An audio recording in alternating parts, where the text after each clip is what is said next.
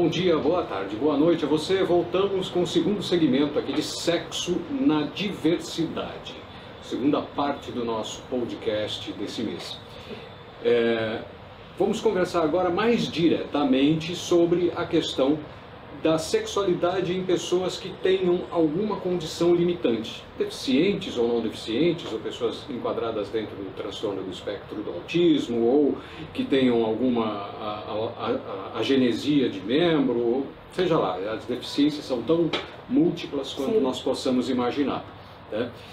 Údila, você trabalhou no sistema de saúde, é profissional, focada na questão da saúde pública, né? Você deve ter no hospital onde você trabalhava encontrado muitos casos assim.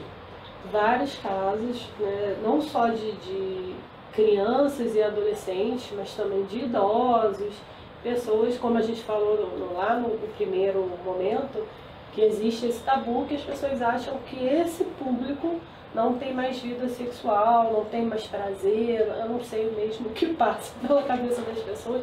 E eu gostaria até que Irene falasse um pouquinho mais sobre isso, que eu também gostaria de saber como é o seu trabalho, como é o atendimento, como essas pessoas chegam no seu consultório, chegam a te procurar também, que é um caminho, não é um caminho fácil, né? Imagino para uma família chegar a procurar um profissional.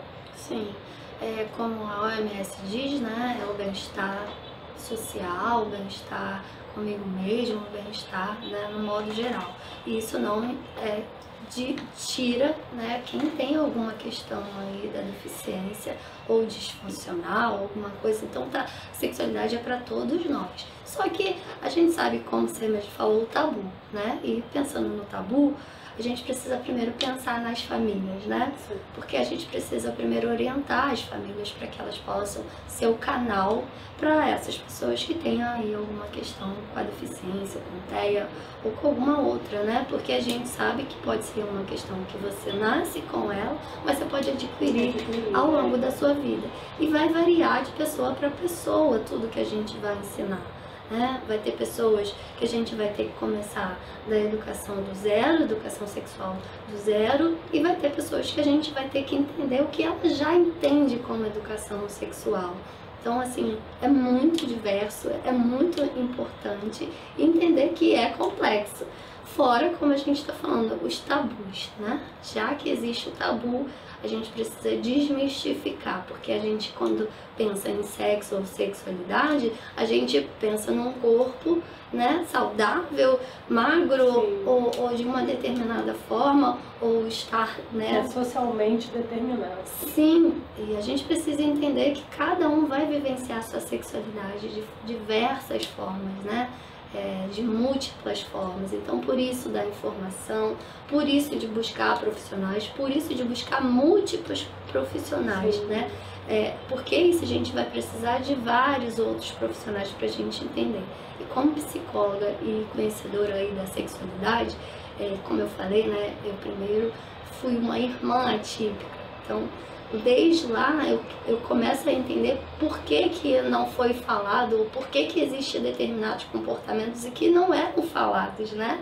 Então, e hoje eu tenho atendido pessoas, eu trabalho com a neurodivergência, né, com crianças neurodivergência, mas eu também trabalho com pessoas que têm aí alguma questão com alguma doença, né, degenerativa.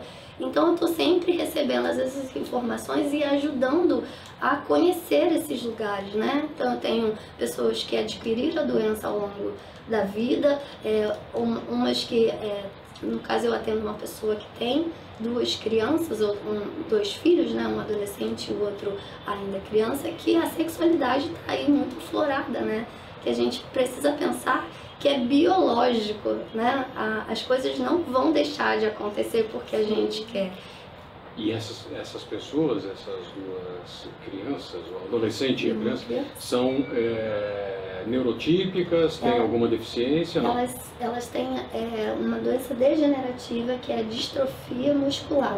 Sim. Que ela vai perder o movimento. Sim. E aí eu fico aqui pensando, e acho que quem está nos vendo pode estar com a mesma curiosidade, uma preocupação, tá? De que um adolescente que entra na fase sexualmente ativa e que não tem pleno controle sobre os movimentos e descobre para que serve aquilo que nós estamos aqui a pensar, tá? Pode causar problemas, ferimentos, pode ter problemas que a família tem que ficar focada e presente no sentido de acompanhar o que está acontecendo. Sim. Você ia falar? Não, eu ia falar essa questão da orientação, de buscar a orientação, a família chegar a esse ponto de perceber que é necessário buscar a orientação. Isso é até importante nesse papo, né, para mostrar para as pessoas que às vezes estão passando por uma situação dessa e falam o que eu faço, escondo a pessoa, bota a pessoa na gavetinha, aí, deixa o advogado do diabo vai te perguntar uma coisa agora, Udila. Você é assistente social, temos serviço público que possa dar um atendimento real sobre essas situações, porque a mãe, o pai não são profissionais de saúde, não pode verificar lá, nossa, minha filha, meu filho está se machucando, e já são até pessoas diferentes quem está com essa preocupação, está observando e não está negando, né? Porque por vezes a família cai na negação. Não, ela é uma criança, está com quase 20 anos, né? A moça e é tratada como criança, porque afinal de contas ela ainda usa fralda, ela tem diversos problemas e tal. O serviço público tem como atender essas questões? Existe vários serviços, em postos de saúde, tem os grupos que atendem os pais, que fazem esse atendimento junto com uma equipe multidisciplinar, que não é só o assistente social, o psicólogo, envolve o ginecologista, envolve o fisioterapeuta. Tem outro, acho que o terapeuta ocupacional também tem um papel importante. Existe. Vou dizer que é um serviço comum dentro do SUS, não é um serviço comum dentro do SUS. Mas existe, principalmente nas unidades básicas de saúde. Vocês sabem, eu relatei para vocês no nosso intervalo, que nós temos um serviço montado pelo Multiinclusão, que é um serviço de atendimento de mães atípicas, Sim. de crianças dentro do TEA, do transtorno do espectro do autismo, né? E nós sabemos que há uma estatística que mostra que essas mães, por vezes, ficam sozinhas, ou quase sozinhas, mesmo quando estão acompanhadas do pai, da criança, do marido. Elas, inclusive, aqui em umas entrevistas falaram isso, ele me ajuda bastante. Me ajuda, como se a missão fosse somente dela. Tá? E aí o marido, ele é tão bom que ele até me ajuda. Tá? No caso desse outro tipo de problema, eu creio que cai um pouco na mesma situação, né? Porque mãe é um poço de amor sem fim, né? Que nunca vai abandonar o filho. O pai, ele é mais um desgarrador, que daqui a pouco deu algum problema, ele está se afastando do problema, mesmo que ele esteja presente. Tá? E isso você deve enfrentar diuturnamente nas suas entrevistas com famílias, é verdade? Sim, é muito comum, né, a gente perceber, não que não tenham pais, como eu falei, eu atuo numa clínica e eu vejo homens também, mas a gente sabe que essa carga, né, de cuidado fica mais voltada para as mulheres. E sim, não é fácil, né? Eu acho que a gente precisa desmistificar que ser pai e mãe é um dos lugares mais difíceis de lidar, é o mais bonito, porque você está cuidando de um outro ser, você está dando vida, né? Você está gerando pessoas para o futuro, mas não é fácil, não é esse lugar lindo e maravilhoso que dizem, né? É um privilégio você ter sido presenteado com aquela vida, com aquele amor, que é um amor que a gente não tem como explicar. Mas é difícil, né? A caminhada não é fácil, ainda mais na sociedade que a gente vive hoje. E o Gleison falando, e eu pensei que a gente está falando da sexualidade, né, das pessoas, mas a gente está esquecendo um pouquinho que essa mãe, esse pai, também acabam, né, perdendo essa parte da vida, né, muitas vezes. Porque fica cansado, é muito problema, um minutinho que tem para descansar que é dormir. Sim. Se a gente colocar nessa coisa toda mais um tempero, que é o tempero social, ou seja, muitas pessoas moram em condições que são difíceis, muito difíceis, compartilham cômodos muito Sim. pequenos, muito próximos, dentro de uma casa muito apertada, e com uma criança que exige coisas que a família, quando você está grávida, quando o casal está grávido, né, está produzindo um filho, você nunca imagina que vai haver um problema desse tamanho. Mas quando vem um problema, e aí? Como é que você vai encarar aquilo? E por vezes você não tem condição do mínimo, né? De ter um quarto separado, de ter uma babá eletrônica, um monitoramento, coisas que a classe média ainda dispõe, mas a maior parte da população não. Sim, e encarar o luto, né? De entender que você não teve o filho perfeito. Você usou a palavra certa, é um certo tipo de luto. Sim, sim, porque quando você anuncia a gravidez, né? As pessoas falam que Só felicidade. Que venham com saúde, que seja perfeito, né?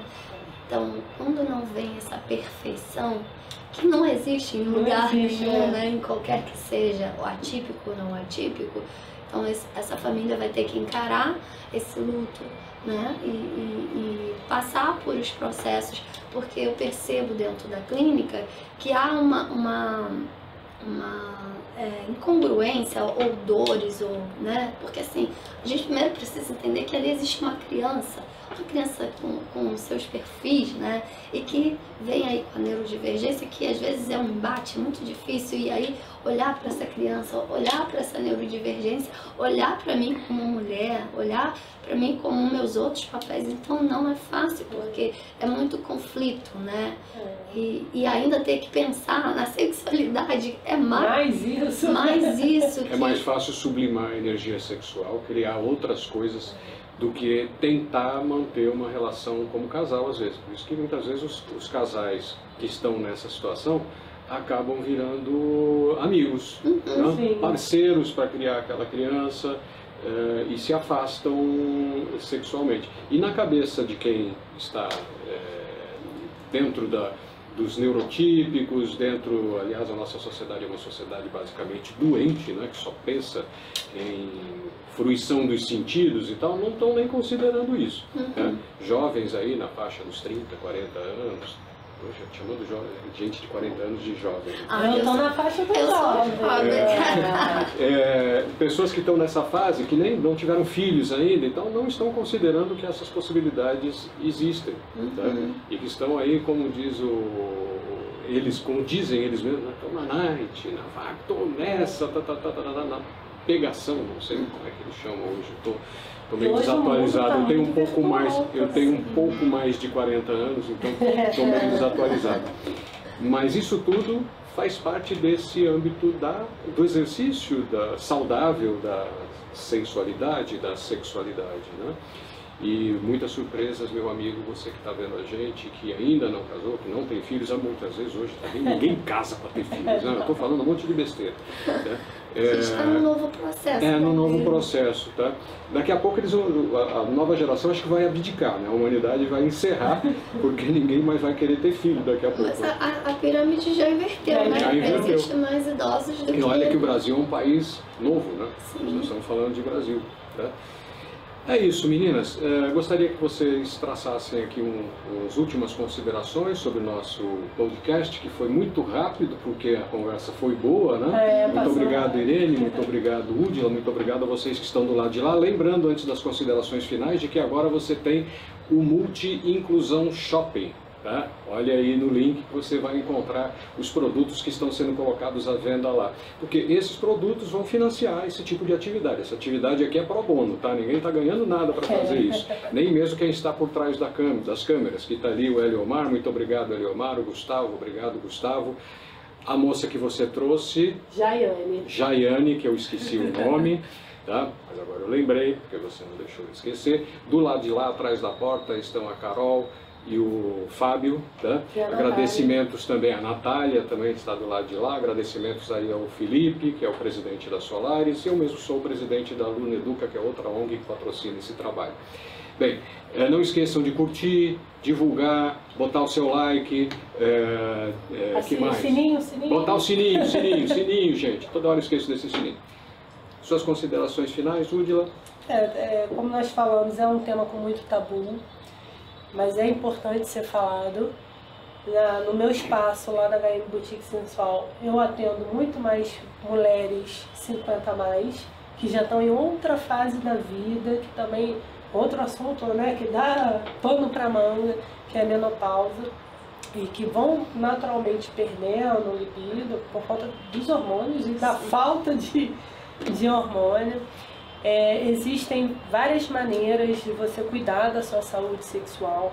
O autoconhecimento é muito importante, o autoconhecimento do seu corpo, saber o que lhe dá prazer, isso é muito importante. Existem os toys eróticos para auxiliar nesse sentido.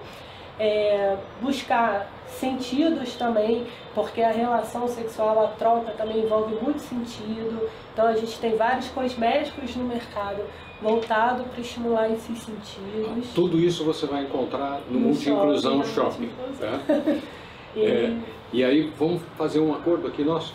Não sei se você está disposta e disponível, mas a gente pode fazer um segundo podcast sobre mais esse tema mais focado na questão dessas toys, né, que são os brinquedos sexuais e tal.